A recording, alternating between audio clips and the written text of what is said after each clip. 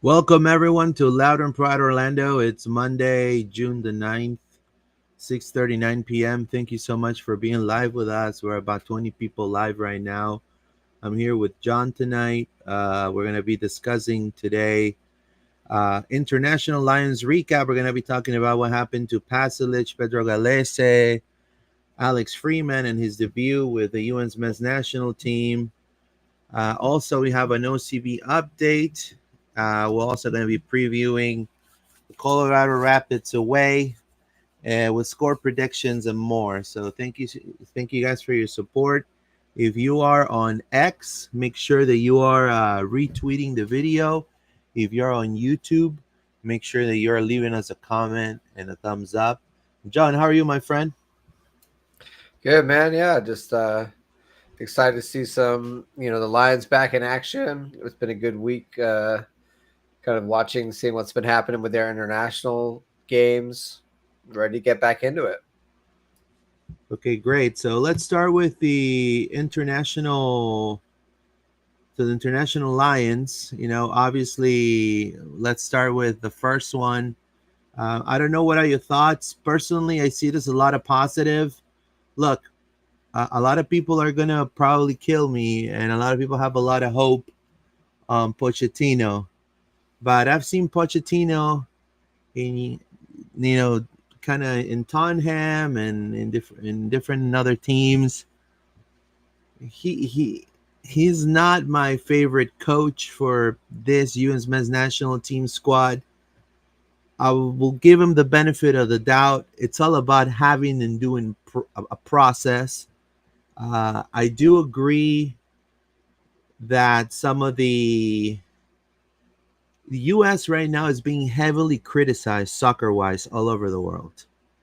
And just adding the fact that some of the big stars are not going to be in this World Cup, it gives us an opportunity not to so much depend on these stars. And so this squad for the UN's men's national team that's going to play the Gold Cup is actually the I think it's a bunch of 20-year-olds up and coming athletes that play in the MLS. And so to me that's super positive, because I think what Poch is trying to do is trying to find his own people he could trust on, his own workhorses. So then he can take that and hopefully win the Gold Cup with with those kids, then believing his system and his trust, and then take that to the World Cup already with all the big stars that are playing abroad. So I think what he's trying to do, I see it as a very positive. Turkey, you do have to say, I do have to say, they came with a lot of stars. They came with Arda Güler, with Artukoglu, with a lot of stars that play in Europe, playing in big clubs in Europe. And for this team to fall 2-1, I take it as a check mark. It's a practice squad. It's a practice game. It's a friendly, and obviously, you got to take it with a grain of salt. Great job by, I think, Freeman. He wasn't playing in his usual position, in my opinion. We'll discuss that in just a moment. And I really like Jack McGlynn. I think Jack McGlynn was amazing. I think what a great goal by Jack McGlynn. We'll discuss all of that and more today. John, what are your thoughts on that USA Turkey game? Yeah, I mean, I think it was Alex had a good debut, but he wasn't really used how we've Yeah. seen him used. So I think that's the first thing is, like you said, it's not the easiest to play Turkey, who are a nation that are like pretty similarly ranked to Yeah. USA in a lot of Mhm. ways, and are, I would say, on an even keel with us when we had our like A team out there. And right now we're kind of rolling with this MLS B team, which I don't really have a problem with because at the moment these are the players that are fit and healthy and are able to play. And these are definitely players that are talented enough to go and win the Gold Cup, Luis. I don't think there's any arguments around that. So it's not always going to be smooth sailing. You got a new manager in. You got to believe in him. You got to, think that he's getting the right thing going. And losses in friendlies and things are just, it's not that important at the end of the day for me. I think if he does well in the World Cup, it won't matter any of this. So if there's a bit of rockiness now to build up to winning a tournament, I think that's perfectly fine. I think that would happen with a lot of national team. I think the issues with the U.S. national team are, you know, they have several different unique problems because of the way the U.S. is set up and because of the way, there's players here in MLS that are currently playing and then players in Europe that aren't playing. It kind of creates a situation where sometimes, like right now, these are the players that are fit and healthy and regularly playing. So it makes sense to put a lot of them in the squad. And I think Alex did pretty well. We'll see how they do um, better tomorrow against Switzerland, but that's going to be even more of a challenge. He potentially will be up against Shaqiri in that one, so we'll see how it goes. But I'm not like, I don't lose any faith in the Pochettino regime, and I think Alex definitely has a place and showed a lot of the reasons why. And there's a clip out there of Pochettino talking about him as well. You know, clearly he believes in what Alex can bring, so that's positive.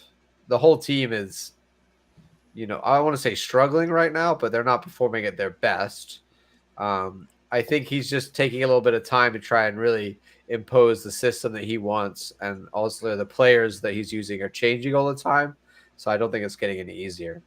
Look, what I'm trying to say is for you to face a Turkish team with a lot of their regular starters, to have that goal that you're just watching right now, if you're watching, is the Jack McLean goal we're watching right now, and to play with this young squad of starlets, to me, it's a big deal. To me, I take that as a huge positive because there's not a lot of teams, and I'm coming and I'm saying this because I come from a country that says that we are soccer savvy and we once were this glorious team like Peru in the 70s, but we're not a soccer team. We're not a soccer nation. It's in itself. Lately, it's been, Galese and 10 other dudes. It's been tough, and there is no work on any under 20s, under 17s. And there's a lot of nations like that, nations that are going to be qualifying to the World Cup, like for example Jordan and other teams like that, like Venezuela, that they don't have. Well, Venezuela does have a under 17 and under 18, but there's a lot of teams that don't have the model, and I at least feel that the US is sticking to a specific way of always bringing new, kind of not new stars, because I think stars is too big. But obviously, those mistakes like that are because these are kids that is probably playing their first international match, and then against a team like Turkey, I take it to the grain of salt. Yeah, I mean, it's. I'm not worried. I think what Poch is doing is just saying, like, right Mhm. now these are the guys on offer to me. I'm gonna see what they can bring and see what they can do, because in the future, when we get to this time next year, you're going to have, yeah, all your first team guys that are going to be ready to go, but then you're going to want to bring in other options and other players that are going to be backups and the B squad or the B11. So I don't think there's anything wrong with giving those guys minutes now. You make your whole squad better by raising the floor of like what your lowest players in the squad are. And right now, like, Adjumang could be a very good player, right? But he needs more time at international level. So getting him minutes and stuff, even though he's raw, it could be beneficial. But there's a lot of other strikers that you could do that with. So it's just a question of, is he playing the right other options? I think is for me, is some of these guys I'd be like, maybe don't bring him, or maybe you could give this guy a shout. And I think he's got it right with Alex. I want to see more from the likes of like Diego Luna though, and other guys in this squad, like Yeah. Jack McGlynn. Every time he's been stepping up for sure. Like he takes his chances. He's shown that when they played in the friendlies against Venezuela, and like he got a goal there. So he's looking a good player. But I I feel like a lot of the rest of this team, this is their chance to impress Pochettino and step up. And if you're not like one of the best players in this squad right now, you're not going to make it to the The World World Cup Cup. squad. So that's Yeah. the thing. It's like Alex has to impress now, and in the Gold Cup that he has officially been part of the squad for, this is his audition to get in the World Cup next summer. And if he makes a good enough impression, he could definitely do that. But we need more than just Alex. We need a lot of these other guys to also do that as well. Like I said, Diego Luna. I'm trying to think of a few other ones, Luis. Who would you say that you really, I mean, disappointing from, like De La Torre has been killing it for San Diego, and I didn't really see it from him. Tillman was okay, but I can see more. Like Chris Richards and Yeah. and Miles Robinson. Like Chris Richards just won the FA Cup, should be performing Yeah, at a they've high been. level. Arfston was okay. Like Johnny Cardoso, I've never really been a big fan of his. He's the guy who made that error anyway. I think, but overall, Luis, there are some good players in this group. Like Harriel, I like. You got the Sullivan in there. Brian White's getting chances. McKenzie. There are some young, bright talents that could break into the first team. Obviously, we're hopeful for Alex, but I don't think people should just write off the national team based on this group of players, because this is not the group of players that we're going to be. Not they're missing so many pieces that will be there in the national team for the World Cup. Yeah, I mean, I mean, you're talking about a lot of talent, and this is the thing, when I get a lot of slack, back in, because I have another podcast, in Spanish, and I get a lot of slack of the United States, and I said, look, they have A team, B team, C team. Countries like Bolivia, Peru, Chile would love to have that. They and Yeah, they like we're blessed that we have this. right, This and honestly, yeah, you're right. and not only that, like they got the balls to playing number one. The U.S. plays in Concacaf, which automatically puts them on a top three level for their conference. But they have the balls to invite Turkey, which is pretty powerful team, from Europe, to come and play with a lot of the starters. Like Yilmaz played, and Artukoglu played, was doing great there. Gildis played, Guler played, Soyuncu played, Demiral played. So these are regular starters in the Turkish team. And you face them against a guy like De La Torre, like John was saying. Chris Richards, I think him and Miles Robinson, they were kind of sloppy, in my opinion. I don't know if it was just kind of they were a little nervous. They look more nervous than Yeah. Alex Freeman, that's for sure. But Yeah, like that's the thing. Alex just slots in again, like just like he did with the first team. He doesn't look out of place at all, and that's the best thing we could say is he doesn't look out of place, and he yeah, looks like he belongs there, even this first game. I expected more from, like, I like the fact that they invited Sebastian Berhalter, because he actually is doing really good. I hope he plays against Switzerland. Yeah. Yeah, and obviously Paxton Aronson, that's another guy that I'm looking for. Chris Brady also. I would like to see Chris Brady playing instead of Matt Freese. Not to, I don't want to put no hate on Freese, but I just think Chris Brady is the future. I think Downs he's is another one that potentially could get some minutes. Another striker that we've never really seen. You got. I mean, Tolkien, Reams, well. Zimmerman didn't play. There's a lot of other options that were not Well, used in this. The U.S. what it needs is that striker. Like, Yeah, you're and they don't talking have about anybody right now for that. right now. Everybody's so cold. Everyone's either cold or injured, Yeah, and it's been like that for like the last 10 years, man. Honestly, like yeah. the last consistent striker I can think of that played like really for the U.S. was I mean, probably Dempsey maybe. no. I Who? mean, I'm thinking after that. I'm thinking oh, the Toronto guy. What's his name? I'm blanking on his name now. Oh, Altidore, Josie Yeah, Altidore. Josie. Like really, since Josie, I feel like there's been so many guys that like try to claim it like all the time. And Daryl was in the mix, but he keeps getting injured. Like, Yeah. and there's just been not somebody who's like quality enough and consistent enough in the 9 position to really claim that. So, I mean, I think Brian White has got a good shout. He's been performing really well this year, and consistently in MLS, he gets like at least 13, 14 goals a season. So he's a consistently good striker. Haji Wright, I do rate has his moments, but You know, I know you're like, but Look, he scores goals in a championship for Coventry, so like he does have some quality. I could score goals for Coventry. Oh, Come come on, man. on, Come that's all on, right. man. I had him, No, but come yeah, on, man. I'm just saying like none of them are like amazing. Like Who's better right now, Orlando City or Coventry? probably Coventry, No, probably. come on. They're like pushing. They were pushing you for promotion. I mean, it's hard. I think it shows. Like we had I posted a while back. There was someone. He was actually a guy who does. He covers YouTube and he does um, roller coasters. And he did a point of view. He came to the game, and he was like, "What's this game like?" And he said, "Oh, like this feels very championship level," because he's also a guy who watches championship soccer in England. So he's like, "This feels like a championship Yeah, level game." I think that's about right. I think your higher end MLS teams are like probably mid table championship teams.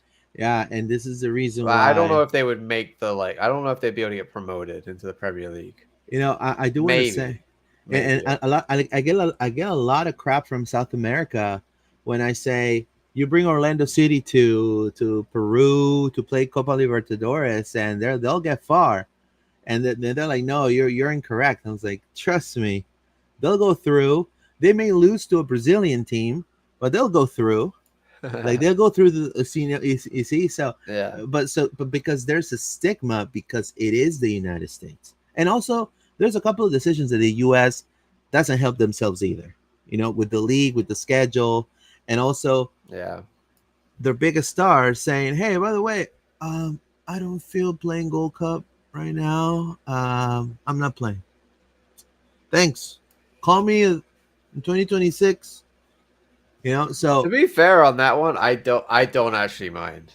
yeah, I I'm actually either. honestly like, yo, if he's gonna get like injured and then have like a whole season to recover, because we know Pulisic is like No, I always injured, and he's played so many games for Milan. So like honestly, I don't care. Like, look. why do we care about the Gold Cup? The Gold Cup for me is just it's just an audition for the World Cup right now. Like we can win the Gold Cup. We won the Gold Cup. We still might win the Gold Cup, but if But we played The Gold the Cup is the Concacaf version of Copa America. that's what I'm saying, though. But it's just the warm up tournament for the World Cup for us. That's how we should treat it. It's the summer before. You know, you treat that as like this is the audition. Go win the Gold Cup with this group of players, by the way, that have been called up. Like we were just talking about, a lot of guys build their confidence, then add in your bigger stars next summer. That's what Pochettino's going for, and I think it'll work. I do. I think you I got to have some bumps in the road. You know what I mean? I In order agree. to and when we've seen him manage clubs, if you remember with Tottenham and other places he came in, it was like and then he like figured it out and Yeah. got him good. So I believe he's a good manager still. Now, yeah, I mean, a lot of people are making a big deal about Pulisic and a lot of the stars not playing in the Gold Cup. And And look, apparently, breaking news: Tom Boga has said Lyon have agreed 8 million from Nottingham Forest to sign Matt Turner. So if Matt Turner goes to Lyon and plays consistently in the French league, you can bet probably next summer he's going to he's be the going to the World World Cup Cup. guy. Yeah, he needs those minutes, so that's big too. Well, that's tremendous. Look, but I agree with you on the side that it doesn't really affect me much. I don't see it as much as big news, but if you take it for an old school perspective of just like this is you're playing for your country. Like if you would do this type of move in like Argentina, Peru, Colombia, like it is a big insult. Yeah, Like yeah. the fans take it as a like, yo, you don't want to play for your country? Like what the hell is wrong with you? So But also, I but think a good manager, I like if agree I too. would look at that and go, "Hey, this Yeah, guy's exhausted. We don't need him. Like, just 110% don't agree. come, and we'll see you next summer." Like, if it was a big important tournament, Pulisic would be there. Like, but let's be real, it's the Gold Cup. We've won it. It's every year. It's it doesn't matter if he's not there for 1 year. I think people kind of get a little bit overblown on that one, especially a guy that has basically carried the national team for so long. I think to throw him under the bus is a little Yeah. harsh on that one. But hey, everyone has their opinions on that. Uh, Um, moving on, Luis, let's talk about Peru and Pedro.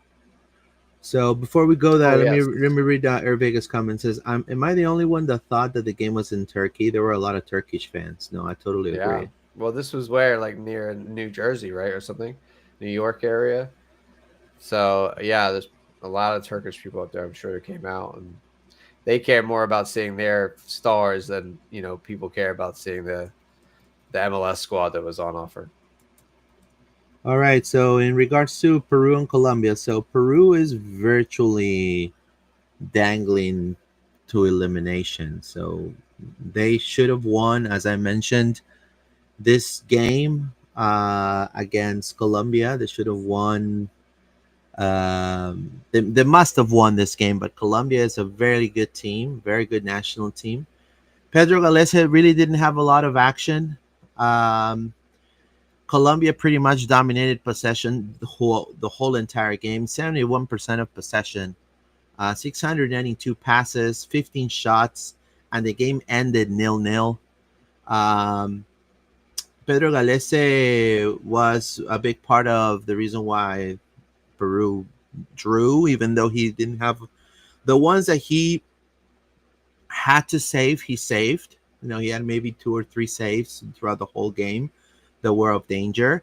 But then Peru's backline was spot on, and so Peru with this new manager used to be the assistant coach of Ricardo Gareca, which now coaches Chile. And so he's keeping it very simple. He's not trying to rediscover the wheel, and he's just sticking to a 4-2-3-1, which Gales is used to, with Orlando City. Four in the back. He's putting the most experienced guys already know how to play these type of games. And he's calling up the best people from the Peruvian league. And essentially, a lot of people criticize him that he's not calling up a lot of youth. But at this point, I mean, all he's trying to do is just make it to the end and then call it quits. So who was disappointing was Colombia. I'll say Colombia had everything in their power: the names, the striker, James Rodriguez playing like tremendously. They had everything to literally stuck a knife in the heart of Peru, and they couldn't do it. So right now, Colombia is still in qualification. They're still in direct qualification spot, but they're very under pressure right now. There are talks about them changing their manager. And Peru plays tomorrow against Ecuador, and this game, literally, for Peru to qualify, they got to win tomorrow at home. They play in Lima, and then they have to win every other game after that. So they have to beat Uruguay. They have to beat Paraguay, which are doing very hot, and they have to wait for Venezuela and Bolivia to lose the rest of their games in the qualifiers. If that scenario happens and Peru wins their games and Venezuela and Bolivia lose their games, then Peru will have enough points to get to that seventh spot to go to the playoff against probably for the 2026 FIFA World Cup. We're probably going to be facing. They're saying that if right now Peru, the team that CONMEBOL will face, it will be Senegal. So either if it's Venezuela or Bolivia or Peru going on that seventh spot, they will have to face Senegal right now, which is a very good team. I mean, Sadio Mane. We have a lot of no. I think Sadio Mane plays for Senegal, right, John? Yep. Mane. Yeah, Yep. so Sadio Mane. I mean, it's a pretty big team in Africa. So I Yeah, mean, they're one of the top they're African one of the top nations. African teams. So I mean, you're talking about and so we'll see. But tomorrow, it was pretty really good defensive game for Peru. Um, but in the attack, Peru is completely dead. They don't have a number nine. Their number nine is 40 years old. I mean, it's terrible. And Colombia, I expect a little more from them. Unfortunately, that didn't pan their way. But we'll see what happens to Ecuador. Ecuador right now sits second in the standings right now. But I mean, there's a Ecuador and Paraguay are killing it, man. Yeah, Ecuador and Paraguay are destroying everybody, man. Yeah, I mean, so that's crazy. The Brazil in fourth. It's I'm as much as I'd love to see Peru get up there and you guys it's turn tough. turn it around. I also really want to see Venezuela get in just because Yeah, I know. the You're half misses Venezuelan. and yeah, I want to vamos fino tinto. All right, let's go. Look at this guy. I want to see a bit of that. Well, World Cup, a little bit of it. So. But yeah, you're right. They got to play Senegal, whoever that is. So it's gonna be you're not in it. You're not in it unless you're sick. Yeah, I And mean, look, with FIFA. Colombia and Uruguay 3 points away already, it's It looks unlikely. That's what I'm saying. yeah. I mean, So, and Peru, like you're being realistic, man. It's 7 points from Venezuela for you guys. It's a lot to make up. and look, if you ask another Peruvian person, like a colleague from Peru, uh, they're probably going to feed you a lot of BS, and they're going to tell you that Peru is this soccer nation, that we have all these players. But I live in reality. I don't live in La La Land. And I could tell you is, when I in my other podcast, I'm being called super negative because I say, look, we need to prepare ourselves because in the next World Cup, John, for 2030, Uruguay, Argentina, and Paraguay already qualified. So Colombo four slots. So Peru's gonna have to face Brazil's, and so I don't see. So to me, being realistic, Peru needs to truly do a youth process. So new stars come out for 2034. I think that's the most. That's reason over illusion.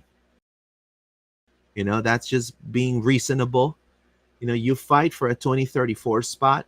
You don't sell smoke to all the fans. You don't sell them that you're like this huge team and you're gonna make all these changes, and you're gonna get all these players leaving to major clubs. Serbia, I'm sorry, but major club in Lithuania, major club in the Czech Republic, major club in Ukraine. If it's not Shakhtar Donetsk, don't. And so,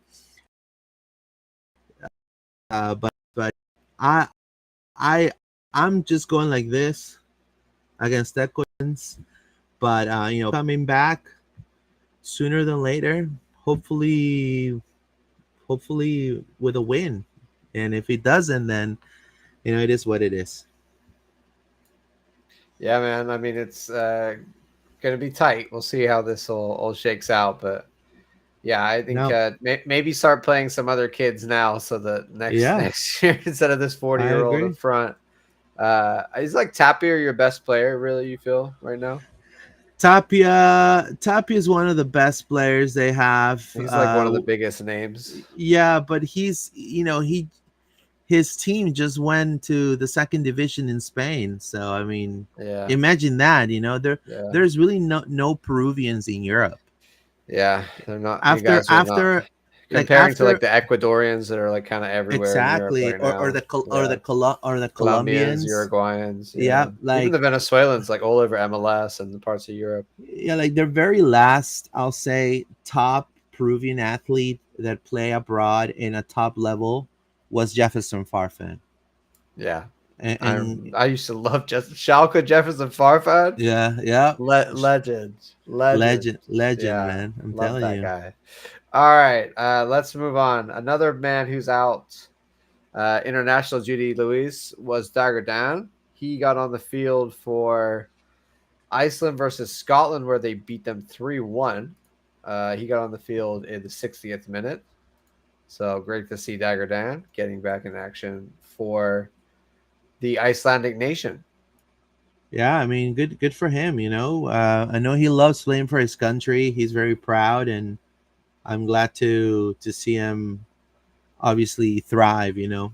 At least he's being considered. And that is super huge.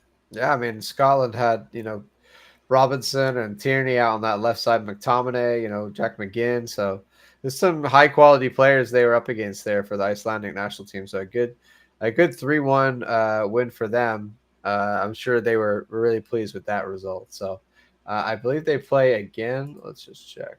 Or that was at their second game. That was they play tomorrow against Northern Ireland. Yes, that was the other nation they play. So look out for Dagger Dan tomorrow, Tuesday at 2:45 our time.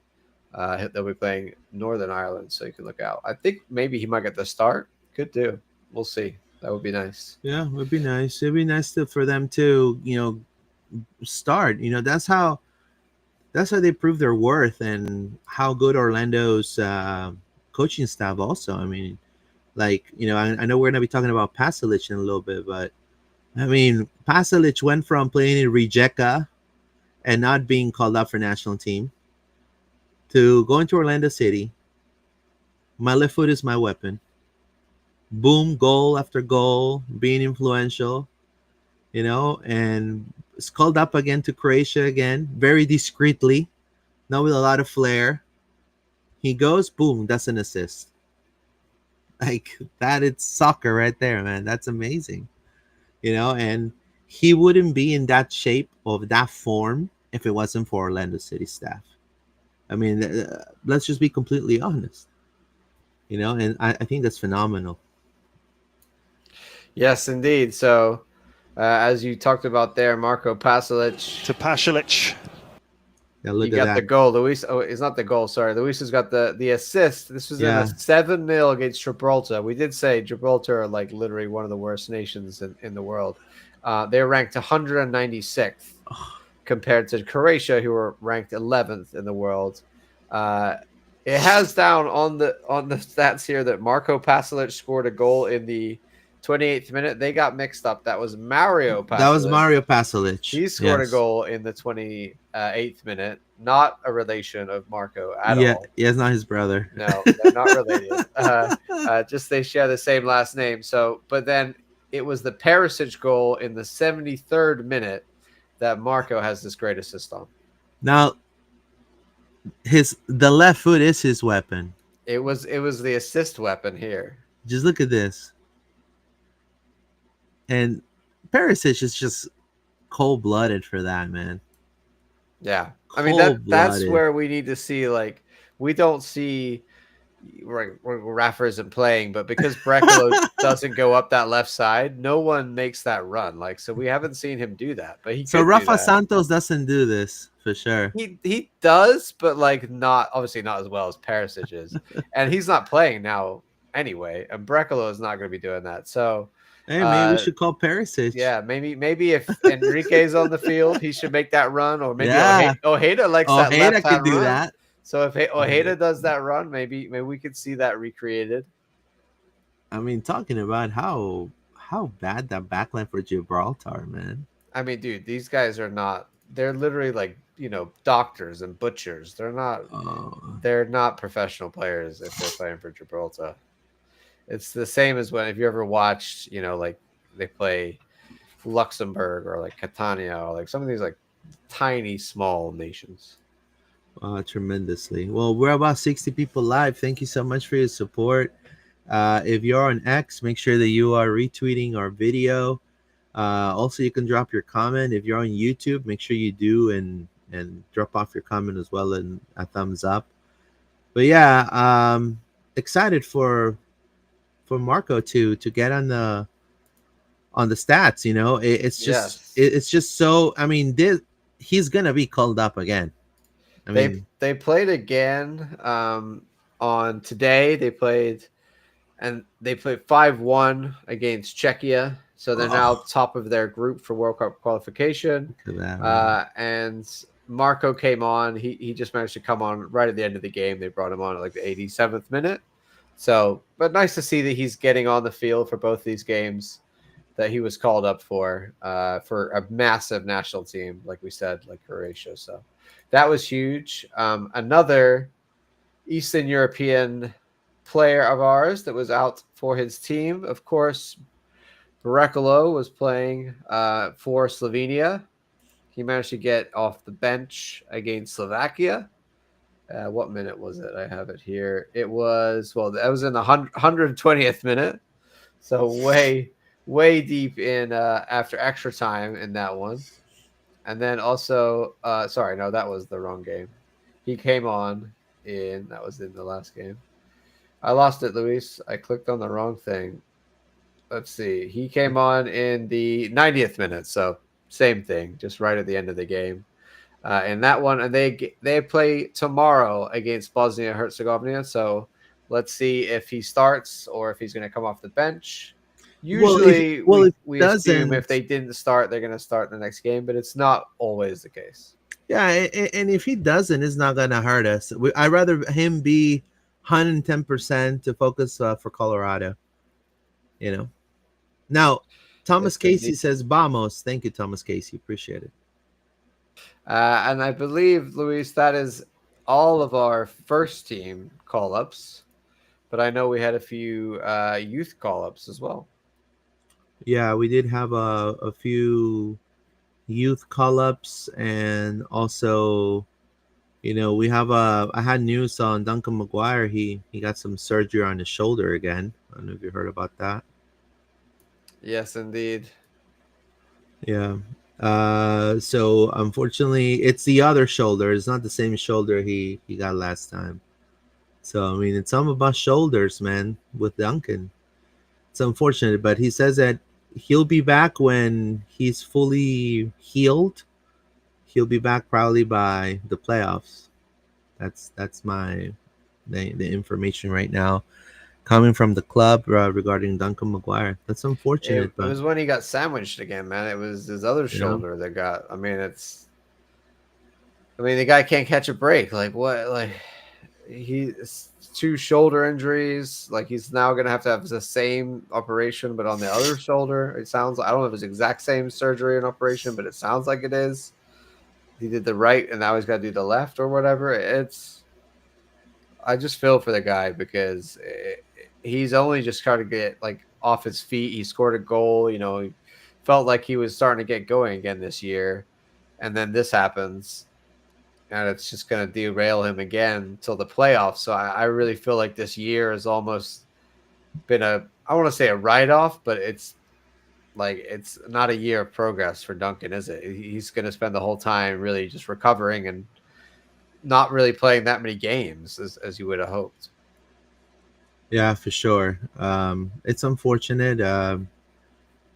Sometimes there's, you know, this type of things happen to you as a soccer player. All you got to do is just, kind of like have the attitude of coming back stronger. I think that's and staying mentally off the internet. Literally, don't let anything get you down. Go back into the gym when you can. Maintain yourself healthy. Don't let yourself go.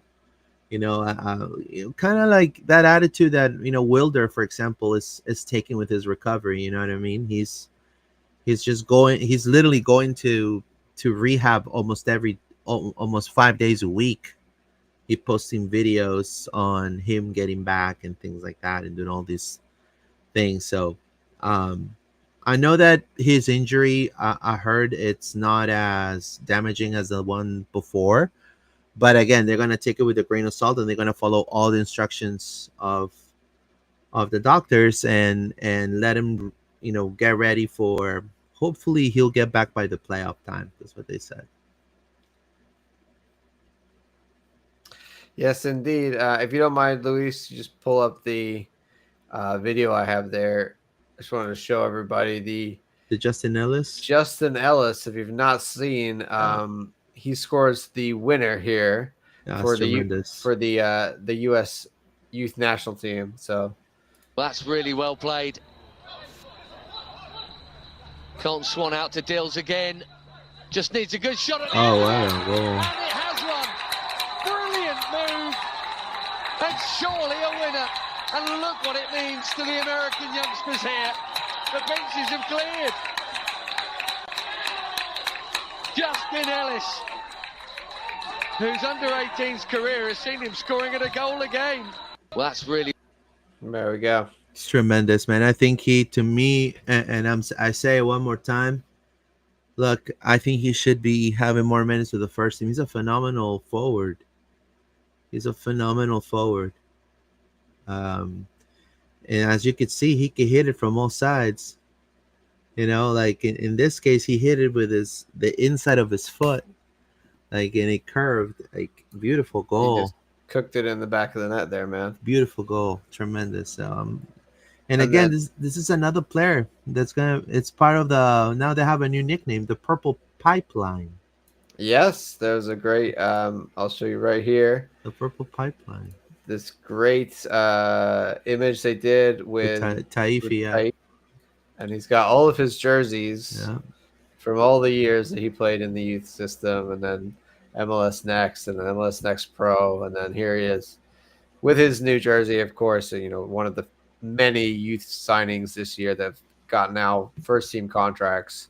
And of course, the importance of that, Luis, is that none of these homegrown players, I don't know how many it is you can have on the roster that don't count towards your salary cap, but the likes of Taifi and Alex Freeman and Colin Gusky and Otero, etc., don't count against our salary cap. So if you can have a strong academy that bolsters your roster, that's a major advantage for the first team as well. So it's great to see it all happening.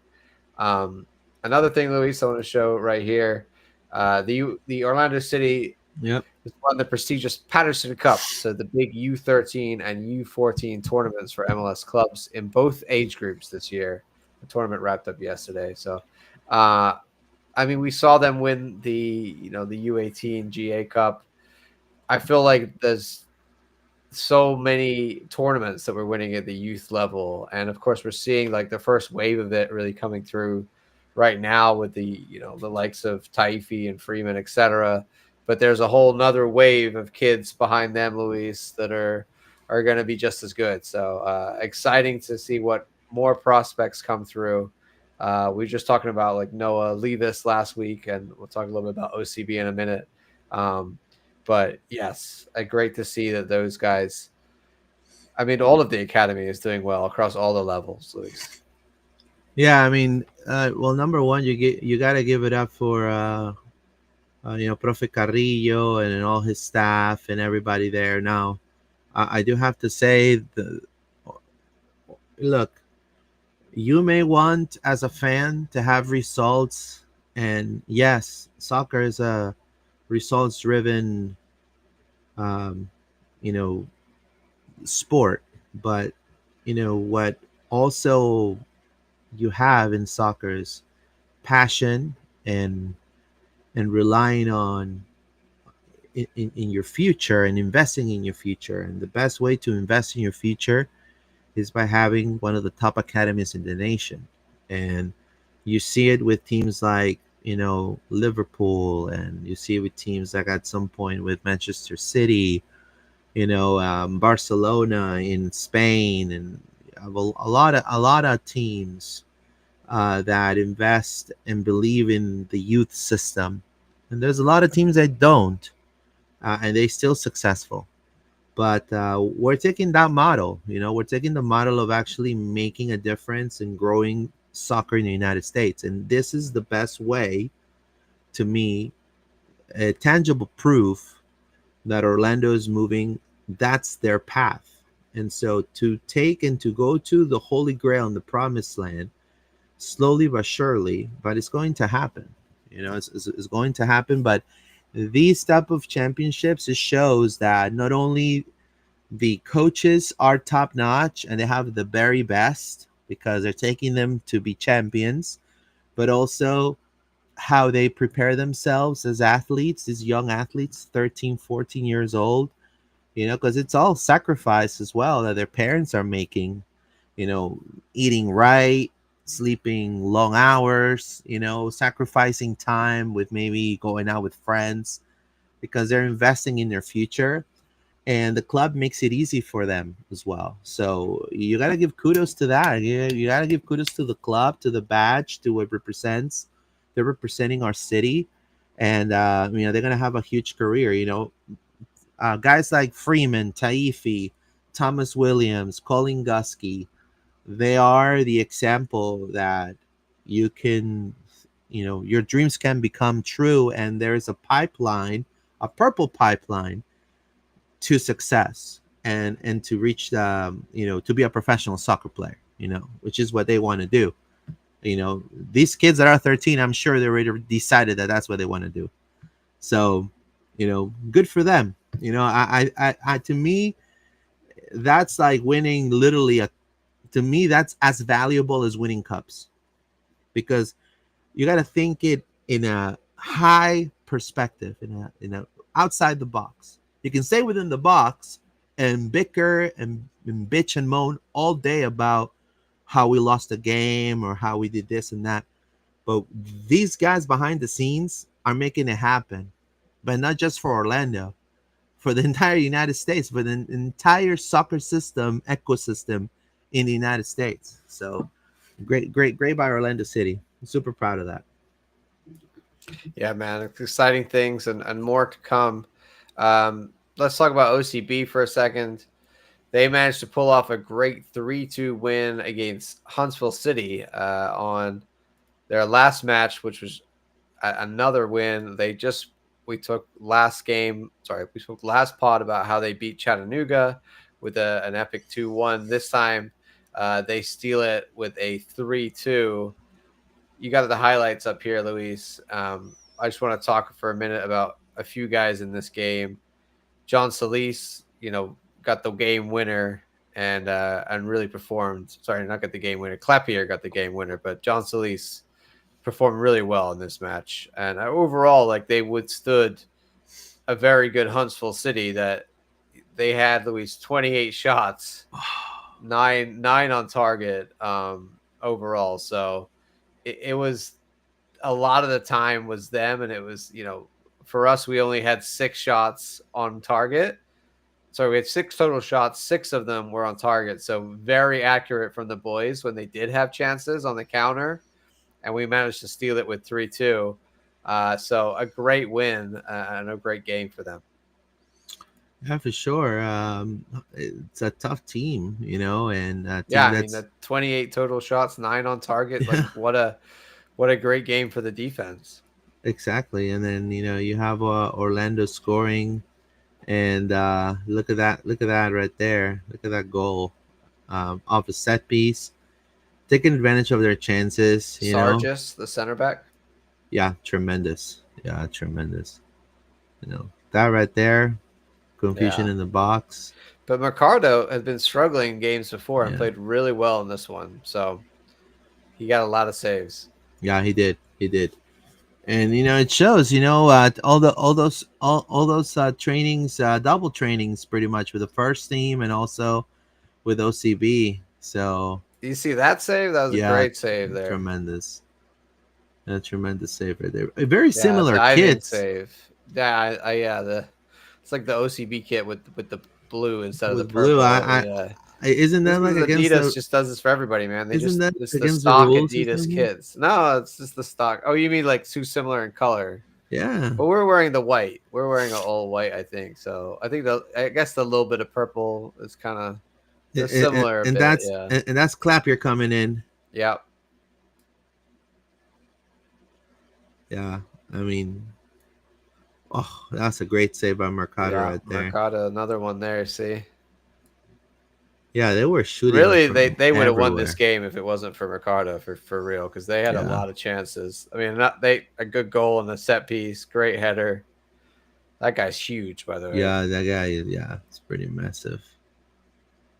So, I mean, overall, I think they did well to withstand and then take their chances. You'll see at the end of the highlights to win it all. Look at this right here. Is that Solis? Oh, what a great goal! Free kick, yeah. What a goal! And then he got cramp. Golazo of a free kick from John Solis. Yeah, he got a cramp. Oh crap! Yeah,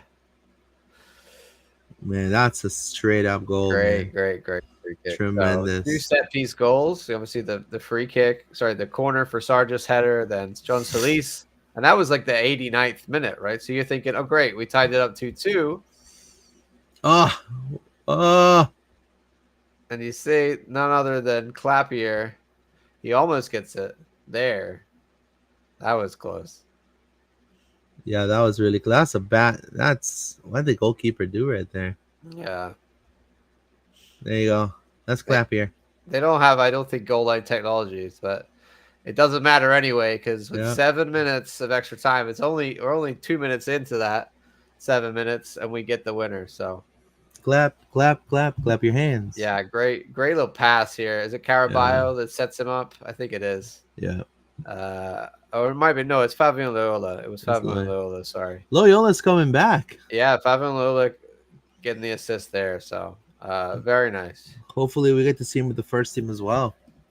Yes, indeed. And then they just got to hold on to their butts for the last few minutes while Huntsville came back at, and credit to the whole back line, Tahiri Brown and Taifi and Thomas Williams, Sargis, all of them, because they played really well, Luis. So good job all around. Another good win. And what has that done in the table? I can show you right here.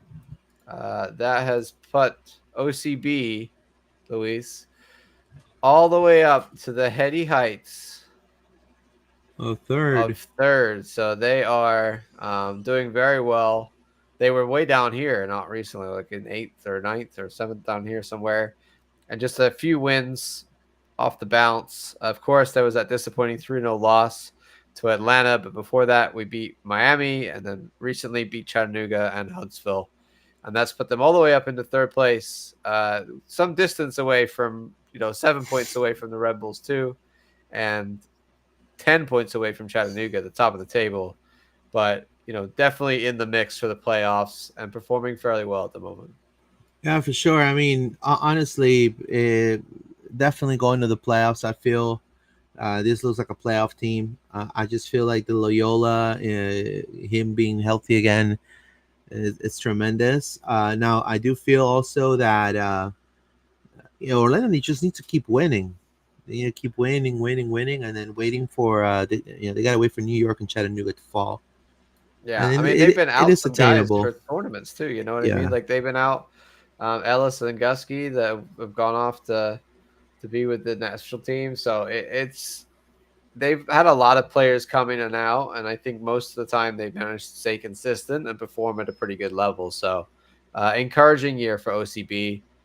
Their next game, Luis, is going to be against the Carolina Core on June 11th. So that's when we'll report back next week on how OCB did there. All right, Luis, it's finally time to talk all about Colorado Rapids coming up this weekend. Yeah, for sure. We gotta talk about Colorado Rapids.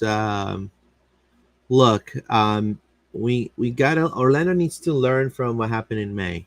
You know, so you know, make sure that we are level-headed.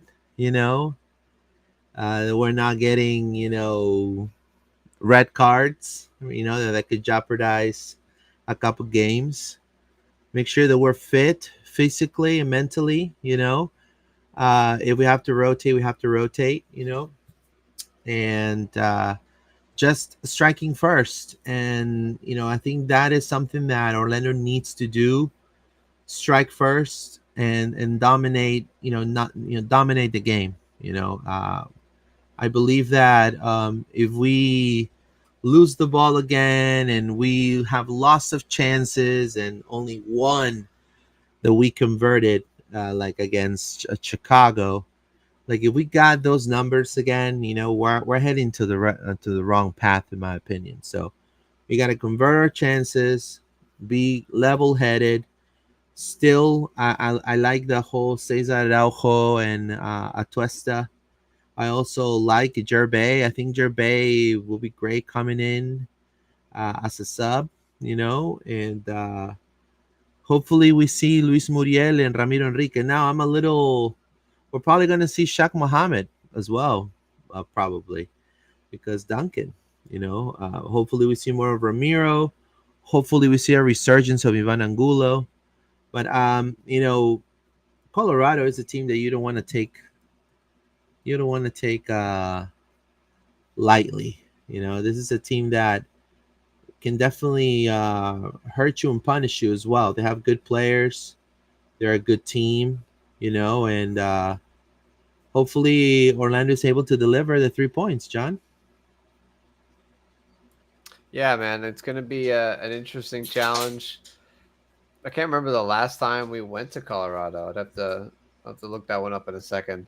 Um, yeah, I think at the end of May, it did not go well, and we believe, and I think a lot of people believe, it's just a lot of tired legs there, and we really needed a break and a rest. And some guys have had to go off for national duty, but they haven't been playing as much. Yes, there's the travel there, but they've not been playing like 90 minutes, every 3 days. So hopefully they come back rested enough, as well as the rest of the squad should all be rested, and we need to. I'm assuming they're going to go there a few days early, Luis, to try and acclimatize to the altitude and get adjusted to that. They've got a lot of things they can do to help with that as well now, but we just need to make sure that we get a win, because the table right now, Luis, is very tight. I mean, we are in seventh, and we are only 3 points away from Cincinnati in second.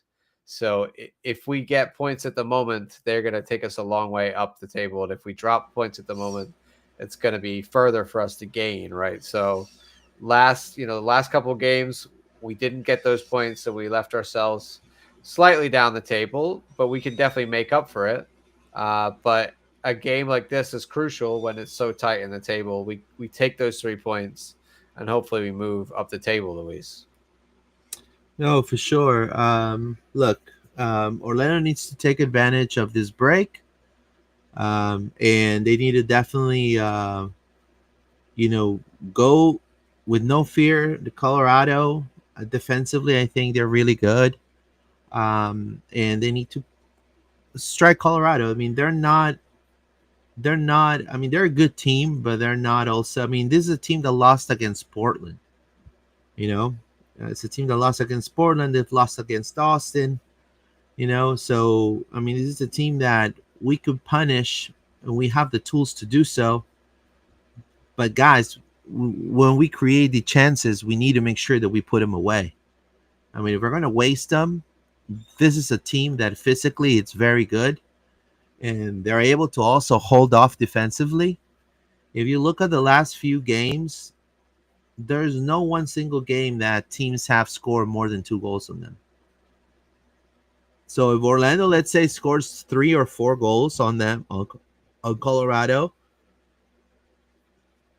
that's a big feat, because no team has been able to do that in the past few games. Like if you look at all the results, they've lost, they won.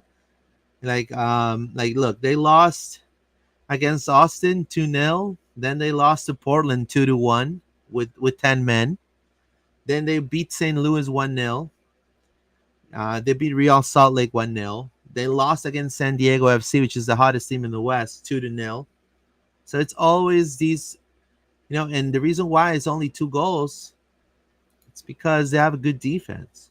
They have a good defense. They're able to hold off and hit you up the counter. So I know. I believe Zach Steffen is injured because he left the national team camp injured. So I think that's big. So they haven't got their number one goalkeeper. I also think that, like we always say, the West is just not as strong, and they've beaten some of the lower Western teams. But like we just played Portland, for example, when we were fit and healthy, and I feel like we showed that we're like better than Portland, right? And Portland were in fourth, Colorado were in ninth. From the sampling I've seen this year, when Eastern teams have matched up with Western teams, usually the Eastern teams are coming out on top. I don't rate. I think this Colorado Rapids team is kind of mid. Like I think Mihailovic is a real problem, and he can have games where he just balls out. But the rest of the team, I'm not that inspired by. I think they're very average Western side, Luis, that maybe makes the playoffs, but they're not really even a guaranteed playoff team for me. So we need to show that we are a top 4 Eastern side like we have been, and go there. And even though it's at altitude and it's an away game, we need to be able to go there and get the 3 points, like some of the bigger clubs have done, that go there, and I have no problem doing so. Yeah, again, defensively, Orlando needs to be 10 out of 10. offensively, they need to score the chances they create. It's just as simple as that. If Orlando is going to, have that extra pass happening and not punishing Colorado, and this ends up, 0-0 in the first half, Orlando is going to be forced to, you know, Colorado can easily ride there in the West. It's easier in the West, but for Orlando, losing these 3 points are going to be detrimental, because everybody's going to have fresh legs coming up this break. So it's detrimental for Orlando to get these 3 points. So I feel Orlando has a little bit more of the pressure here. Colorado is going to be in its own home turf with their fans and all of that, and I feel like Orlando needs to go there and be the road warriors they've always been. Cool headed, scoring the ones they have. Muriel, I don't want to see no backheel passes, Mr. Muriel. Especially if Orlando's down to 1-0, no backheel Yeah. passes, bro. We got to be clinical. Like we did Yeah. see a bit of that, as well as the defensive sloppiness. We were not clinical against Chicago. We had a lot of chances, and we could have come back into that game if we'd have taken those chances, and we did not. So hopefully, Marco's got his left foot, his weapon is locked and loaded, and Ojeda's fresh and ready to go, Luis. I think that will be, I imagine, a strong starting lineup from Oscar. I think we're probably going to see Muriel, Ojeda, Pasalic, Angulo, Cesar, Atuesta. I think all of them. Alex Freeman, definitely Jansen and Schlegel, and then Brekalo. I think that's going to be is our strongest lineup. And I think Oscar's, now they've all been rested, will happily go back to that. I don't see any reason, unless they're still tired from international duty, why that wouldn't be our starting 11 going into this one. Anything else on Colorado, Luis, before we move on to score predictions? With Colorado against Orlando City, we I have a feeling that it is possible for Orlando to beat Colorado in the first few minutes of the game. They've shown some vulnerability of them getting scored a little earlier. We need to make sure that we punish them, and then control the possession of the ball, and just do what we've been doing the past few games. I know that it's been a roller coaster ride. We expected several other outcomes, but tired legs and all of that.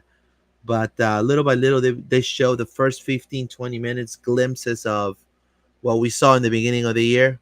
So we need to go back to that, and I'm 100% sure that the boys are getting ready.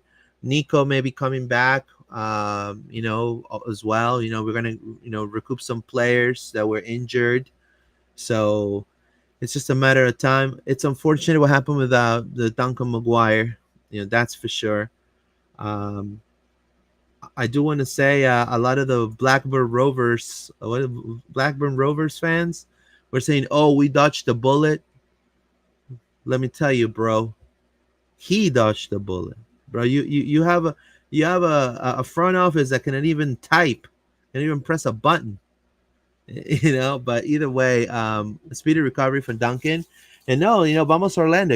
Let's win this game. I think if Orlando wins this game and they keep winning, what's gonna make the noise is them winning. And I think Orlando, this is a better year than last, and so people are expecting a better year than last year. So hopefully a little trophy right there, in the shelf. So let's see what happens against Colorado. I'm hopeful. Yeah, I mean, go all out for this one, because then we've got another sort of 10-day break. We got not until the 25th that we play Louisville City away. So an away trip again, but there's plenty of time for the players to come back, rest, train at home. Then we'll go back out for Louisville for a Wednesday next week before we then come back. Sorry, not next week, the week after, where they would come back against Cincinnati on that same week on the 28th. So, I mean, it's way different from what we had in May. So, only 3 games, MLS games in June. Let's get 9 points. Like Colorado, we can win there. St. Louis fired their manager already. terrible season so far. We could definitely win there. And then at home against Cincinnati will be an epic, epic fight.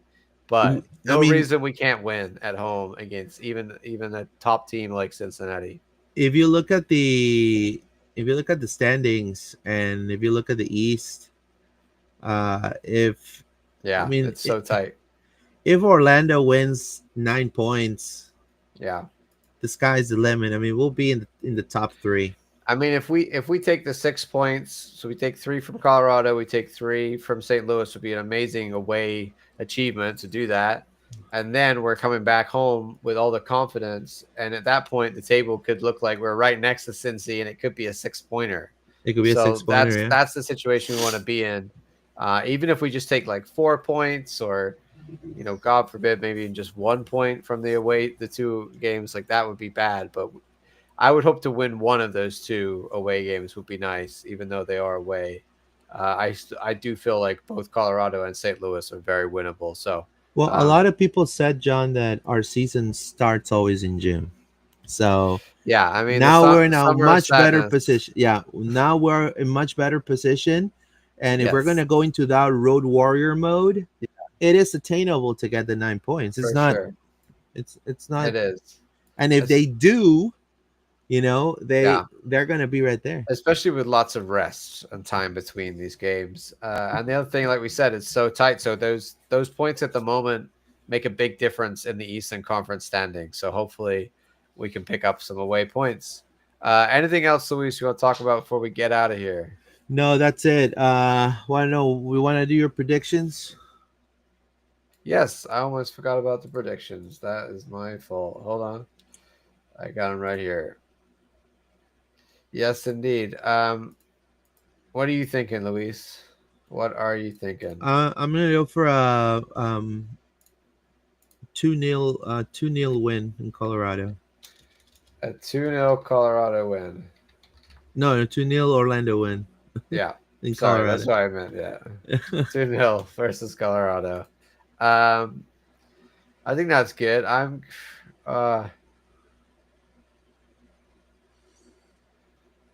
gonna go for just a 1-0. I think we just get that one goal, and that's just enough. Okay, all right. We'll see. We'll see what happens. Hopefully. I mean, Yeah. whether John is right or I'm right, honestly, I just want Orlando to win. That's what matters. Yeah, I mean, we just don't want to concede 3 again. Like we've conceded 3 here in the last 2 games. Let's clean it up at the back for sure. We need to, and I think Colorado, like we said, are not. If you look at a lot of the stats around the league, they're not a particularly amazing attacking team. They've got a few talents here and there, but they're not a team that scores a lot of goals. So if we perform well, we should be able to keep them out, and then hopefully have enough to at least get one this time, Luis. I am a little bit concerned about our finishing, like we said, after the last few games. Has been off point, so we need to try and find the back of the net again. For sure. Yeah. So hopefully it's a win against the Rapids, and we start winning more, and hopefully this is a summer of love and wins. Yes, indeedy. I want to remind everybody, please go ahead and follow us on social media. Wherever you like to get your social media, whether that's on Twitter or Blue Sky or Facebook or Instagram.